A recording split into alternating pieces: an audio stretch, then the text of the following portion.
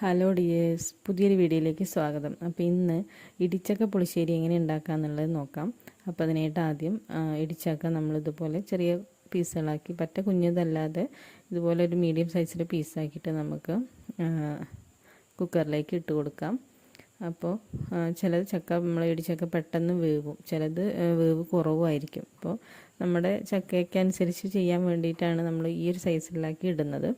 അപ്പോൾ പെട്ടെന്ന് വെന്ത് കഴിഞ്ഞാലും നമ്മുടെ പുളിശ്ശേരിയെ വല്ലാതെ ബാധിക്കില്ല. അപ്പോൾ ഈ ഒരു സൈസാക്കി അരിഞ്ഞെടുക്കാം.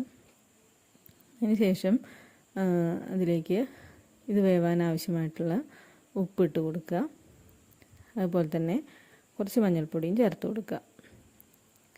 പിന്നെ ഇതൊരു ഇടിച്ചക്കയുടെ പകുതിയാണ്, അപ്പോൾ അതുകൊണ്ട് തന്നെ ഒരു അര ഗ്ലാസ് വെള്ളം ഞാനിതിലേക്ക് ഒഴിച്ചു കൊടുത്തിട്ടുണ്ട്. അധികം ഒന്നും വേണ്ട, ഇത്രയും വെള്ളം ഒഴിച്ചു കൊടുക്കുക. എന്നിട്ടൊരു 3 വിസിലിൽ ഞാനിതൊന്ന് വേവിക്കാനായിട്ട് വെച്ചിട്ടുണ്ട്. ഇനി ഇതിലേക്കുള്ള അരപ്പ് തയ്യാറാക്കാനായിട്ട് ഒരു മുറി തേങ്ങയുടെ പകുതി തേങ്ങ അരച്ച് നമ്മൾ ചിരകി ഇതിലേക്ക് ഇട്ട് കൊടുത്തിട്ടുണ്ട്. പിന്നെ അതുപോലെ തന്നെ കുറച്ച് ചെറിയ ഉള്ളി ചേർത്ത് കൊടുക്കാം, 2-3 ചെറിയ ഉള്ളി ചേർത്ത് കൊടുക്കാം. പിന്നെ ജീരകം, നല്ല ജീരകം, പിന്നെ കട്ടത്തൈര്.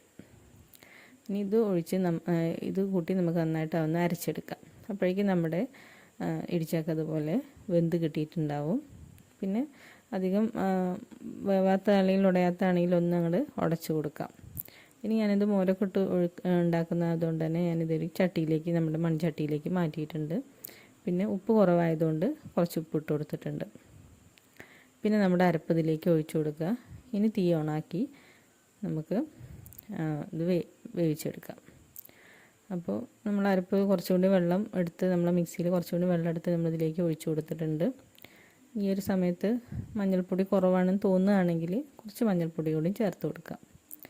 എന്നിട്ട് പിന്നെ നന്നായിട്ട് നമ്മൾ മോര് കറിയൊക്കെ വെക്കുന്ന പോലെ നന്നായിട്ടൊന്ന് ചൂടാക്കി എടുക്കാം.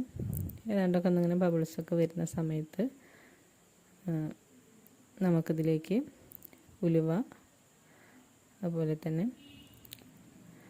വറ്റൽമുളക്, കറിവേപ്പില, കടുക്, അത്രയും നമുക്കിതിലേക്ക് വറുത്തിടാം. ഇത്രയാകുമ്പോഴേക്കും നമ്മുടെ ഇടിച്ചക്ക പുളിശ്ശേരി റെഡി ആയിട്ടുണ്ടാകും. അപ്പോൾ നല്ല ടേസ്റ്റാണ്. ഒന്ന് തണുത്തതിന് ശേഷം കഴിക്കുക. എല്ലാവരും ഇതൊന്ന് ട്രൈ ചെയ്ത് നോക്കുക.